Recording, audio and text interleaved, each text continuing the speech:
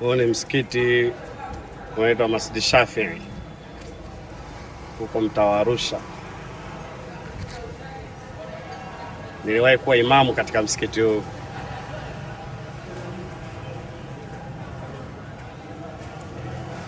Huu ni msikiti ambao niliwahi kuwa imamu shekhe wa msikiti huu Ilala Arusha.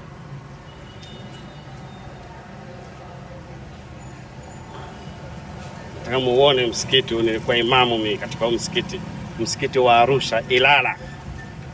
Sasa hivi umejengwa maduka, umeona. Mimi nina baraka, popote napokaa hata kidogo tu lazima kuwe na maendeleo. Haya maendeleo yote Ustaz Juma na Msoma alihusika.